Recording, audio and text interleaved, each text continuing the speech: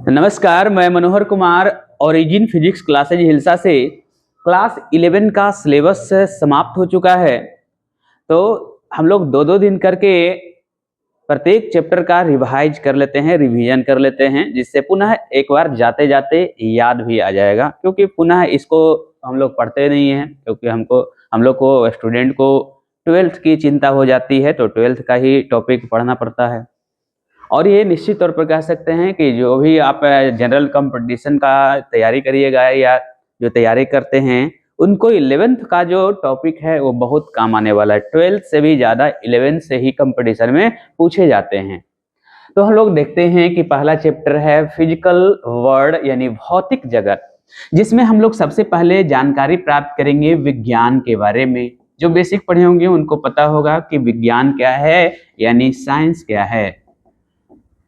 Science के बारे में हम लोग पहले जानकारी प्राप्त करते हैं, तब हम लोग फिजिक्स के बारे में जानकारी प्राप्त करेंगे। फिजिक्स अलग चीज है और ये साइंस अलग है, दोनों को हम जोड़ कर नहीं देख सकते हैं। विज्ञान एक तरीका है। विज्ञान ये नहीं कि फिजिक्स, केमिस्ट्री, मैथ और बायोलॉजी को हम लोग विज्ञान कहते हैं। स्टूडेंट यही समझते हैं कि साइंस यानी विज्ञान का मतलब ही होता है फिजिक्स, केमिस्ट्री, बायोलॉजी। ऐसा नहीं है। विज्ञान का मतलब कोई विषय पर्सनल नहीं है। विज्ञान का मतलब वे सारे तरीके हैं जिन तरीकों का उपयोग करके कोई भी काम आप करते हैं, चाहे वह पढ़ाई हो, चाहे वह खेत का काम हो, चाहे वह अलग अलग यानी जैसे दुकानदारी हो, चाहे वह मार्केटिंग हो। जो भी आप तरीके से काम करते हैं वो सारे तरीके क्या कहलाएंगे? विज्ञान कहलाएंगे। क्योंकि इसका डिफिनीशन आपको बताया गया है। किसी भी विषय का क्रमबद्ध सुव्यवस्थित ज्ञान को ही क्या कहते हैं? विज्ञान कहते हैं। किसी भी विषय का क्रमबद्ध सुव्यवस्थित ज्ञान को क्या कहा जाता है? विज्ञान कहा जाता है। तो देखिए इसमें बोला गया है किसी भी विषय का, किसी भी विषय का। तो किसी भी विषय में क्या हो जाएगा? किसी भी विषय में तो ये नहीं कह रहा है कि फिजिक्स, केमिस्ट्री, मैथ, बायोलॉजी कह रहा है, ये नहीं कह रहा है। किसी भी विषय, और किसी भी विषय में कुछ भी हो सकता है। जैसे लड़ाई, अगर लड़ाई भी आप करते हैं किसी से तो उसमें भी आपका क्या है? विज्ञान है। अगर लड़ाई हो गया किसी से तो आप क्या करिएगा? लाठी उठाइएगा, ईंटा उठाइएगा, कपार पर दे दीजिएगा। ऐसा नहीं कर सकते हैं, क्योंकि लड़ाई का भी एक तरीका है। पहले लड़ाई कहाँ से शुरू होता है? मुंह से, मौखिक। पहले लड़ाई कैसा होता है? मौखिक। और फिर वही मौखिक लड़ाई बढ़ते बढ़ते गाली गलौज में, गाली गलौज से बढ़ते बढ़ते हाथापाई में, उसके बाद लाठी डंडा में, उसके बाद ट्रिगर पर आ जाता है। नहीं, तो इस तरह से लड़ाई होती है। ऐसा नहीं कि दो बात चार बात हुआ और डायरेक्ट निकाल के ठोक दिया। ये गलत चीज है, ये लड़ाई का तरीका भी नहीं है। तो अब हम ये क्यों कह रहे हैं कि लड़ाई का भी एक तरीका है? हम लोग जैसे देखते हैं आसपास में लड़ाई झगड़े होते हैं, तो उसका भी एक तरीके से होता है। और इसमें भी होता है कि अगर दो अनपढ़ लड़ते हैं, उसका लड़ाई का तरीका अलग होता है। दो पढ़े लिखे लड़ते हैं, उसके लड़ाई का तरीका अलग होता है। एक पढ़े लिखे और एक अनपढ़ अगर लड़ाई करते हैं, उन सबका लड़ाई का तरीका क्या होता है? अलग होता है। सबका देखिएगा, गांव में लड़ाई का तरीका कुछ और है, शहर में लड़ाई का तरीका कुछ और है, चुनाव में लड़ाई का तरीका कुछ और है। यानी वो भी तो एक लड़ाई है। तबे जैसे हम लोग चुनाव लड़ते हैं तो चुनाव एक सिस्टम से न लड़ते हैं। पहले नॉमिनेशन करवाते हैं, यानी सरकार की नज़र में जाते हैं कि हम भी लड़ना चाहते हैं, सरकार की नज़र में चले गए। फिर हम लोग पर्चा पंपलेट बनवाते हैं, फिर लोगों के बीच हम लोग जाते हैं अपना पहचान बताने के लिए कि हम भी चुनाव लड़ रहे हैं और हमारा ये चिन्ह है, और उसी हिसाब से हमें इलेक्शन में चुनती है। तो वह भी एक लड़ाई है जो कानूनी तौर पे लड़ाई होती है। हम लोग लड़ाई करते हैं, गांव में घर में लड़ाई करते हैं। हम लोग कहाँ जाते हैं? जो समझदार लोग होते हैं वो लाठी भंजवल नहीं करते हैं, फैटा फैटी नहीं करते हैं, बल्कि वो सीधे कहाँ चले जाते हैं? कानून के पास चले जाते हैं। यानी कानूनी तौर पे वो लड़ाई करते हैं। कभी कभी हम लोग देखते हैं कि खेत के लिए खेते में लड़ाई हो गया, मारा मारी हो गया, तो वो नहीं है। अब जब खेत के लिए लड़ाई हो रहा है तो हम लोग फैटा फैटी क्यों करेंगे?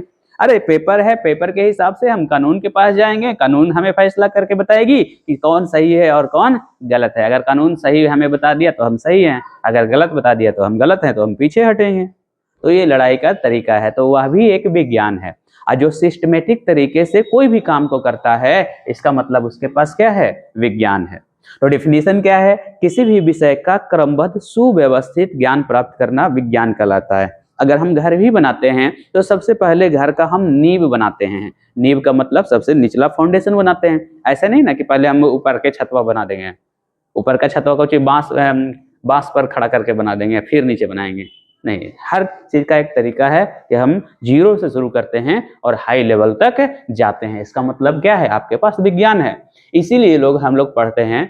अगर बहुत लोग हम लोग जानते हैं कि पहले लोग नहीं पढ़ पाते थे, अभी से 20 साल पहले 50 साल पहले की बात करेंगे तो ना के बराबर लोग पढ़ते थे। इसका मतलब क्या है कि काम करने का तरीका उनके पास क्या था, अलग ढंग से था। यानी वो लोग एक ही काम को 6 घंटे लगाते थे काम करने में, अब हम लोग क्या करते हैं आधे घंटे में या 5 मिनट में उस काम को निपटा देते हैं।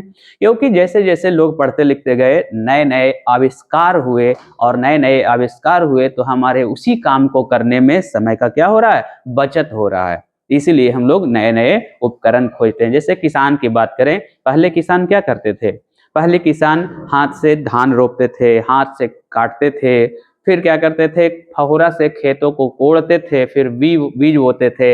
यानी ज्यादा खेती नहीं हो पाता था। जिसके पास 10 बीघा भी खेती है तो वह 2 से 3 बीघा ही मात्र खेती कर पाता था। यानी जितना जरूरत है उतना ही कर पाते थे लोग। अब क्या है, उपकरण आ गए, ट्रैक्टर आ गए, पावर टिलर आ गए, हार्वेस्टर आ गए, थ्रेसर आ गए, बहुत सारा चीज आ गए, जिसमें हम लोग क्या देखते हैं कि कम से कम समय में, एक दिन में चाहेंगे तो हम 5 बीघा खेत निपटा देते हैं। नहीं, एक दिन में हम 5, जैसे हार्वेस्टर अगर किसी खलिहान में खेत में घुस गया तो समझिए कि उस खेत खलिहान का साफ करके ही निकलेगा। मतलब एक दिन में हम 25 दिन का काम करके निपटा देते हैं। इसका मतलब क्या, ये खोजा कौन, हार्वेस्टर, ट्रैक्टर, पावर टिलर कौन खोजा, तो वही किसान खोजा जिस किसान को समस्या होती थी कि हमको ये काम करने में समस्या होती है, हमको समय ज्यादा लगता है। अभी भी देखते हैं कहीं कहीं जिनके पास अभाव है उपकरण का, वो क्या करते हैं, हंसुआ से धान काटते हैं, गेहूं काटते हैं। लेकिन जिसके पास व्यवस्था है वो क्या करते हैं, हार्वेस्टर को लगा देते हैं, बस 1 घंटे का काम हो जाता है, 1 घंटे में कंप्लीट हो जाता है। तो इसका मतलब क्या है, अब बताइए कि हार्वेस्टर को बनाने के लिए कौन सोचा होगा, कोई बिल गेट्स सोचा है हार्वेस्टर बनाने के लिए? अरे बिल गेट्स को क्या मतलब है कि खेती में कैसे क्या करना है? अरे जिस किसान को जरूरत है कि हमको काम जल्दी हो, वो ना लोग खोजेगा। अब उसी किसान में कोई किसान है जो अपने बाल बच्चा को पढ़ाई करने के लिए भेजा और उस किसानी के बारे में लोगों को बताए, तो इस प्रकार से